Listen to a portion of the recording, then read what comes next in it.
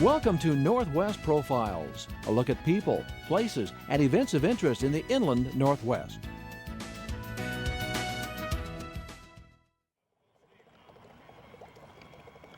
Tugs are the Rodney Dangerfield of the boat world.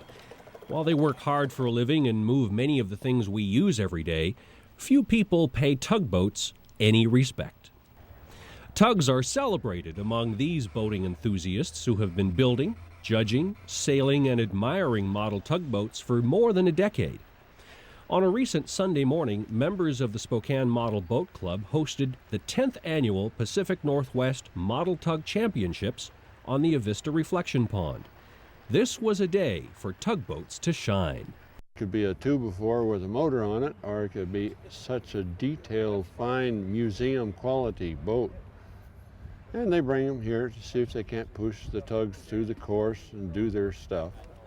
We judge the participant and his boat, how well it operates in the water, all the bells and whistles that's on it, and then we also judge it statically.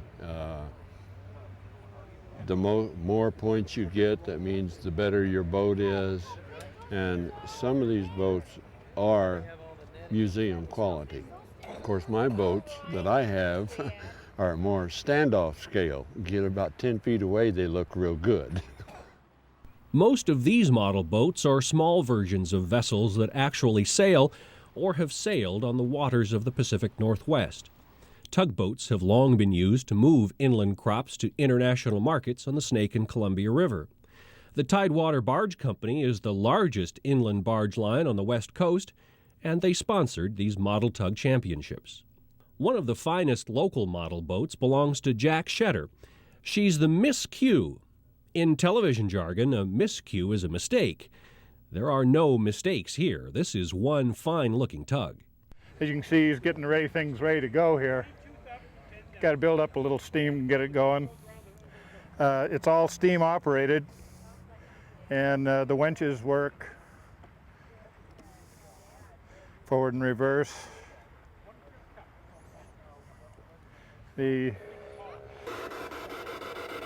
you can hear, the sound is there.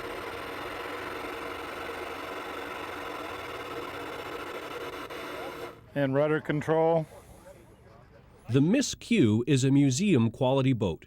Everything on the deck of this model is detailed to look like the real thing. And it more than just looks good. Everything that should actually do something on this boat does.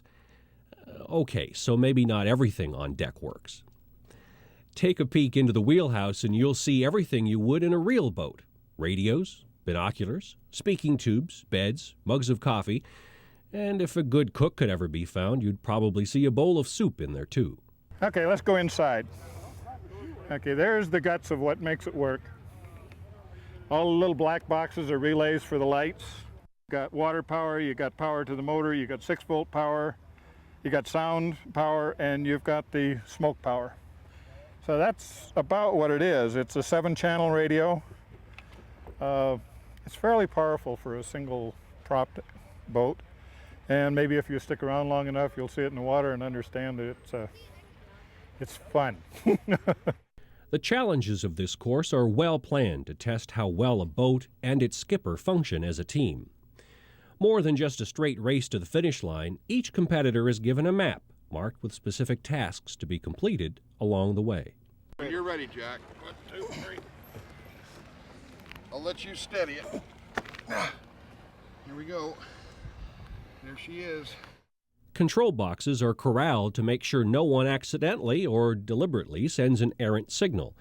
Each boat is sure to be under the proper command since control frequencies are assigned with clothespins.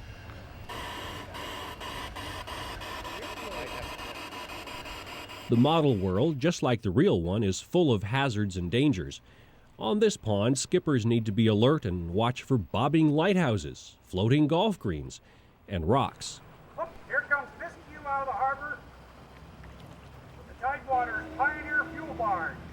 Model boating can be as expensive as a person wishes to make it, and take as much time as a person is willing to allow.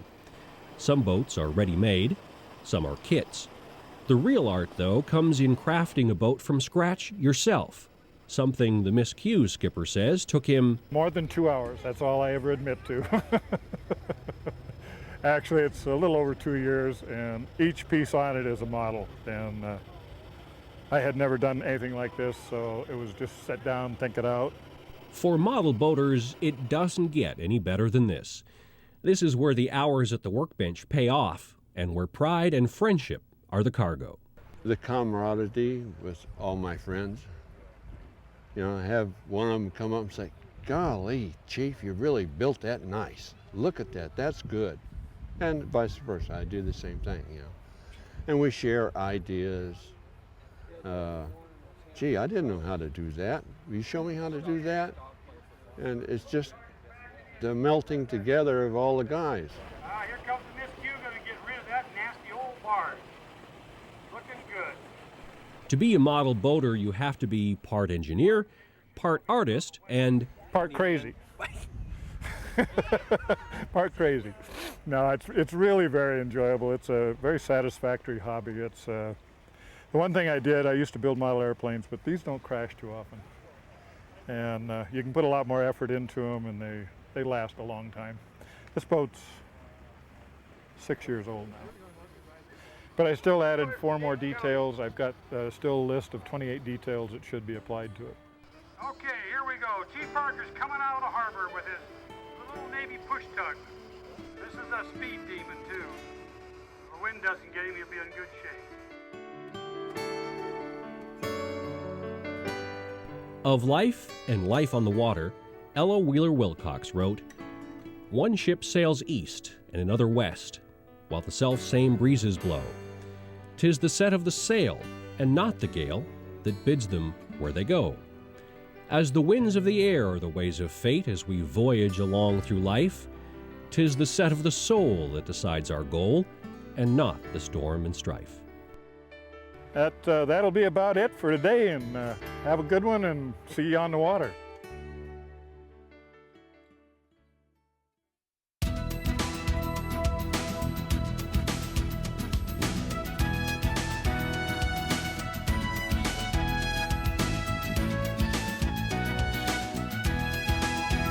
If you have a story idea for Northwest Profiles, send it to KSPS TV, 3911 South Regal, Spokane, Washington, 99223. Northwest Profiles is a presentation of KSPS Public Television.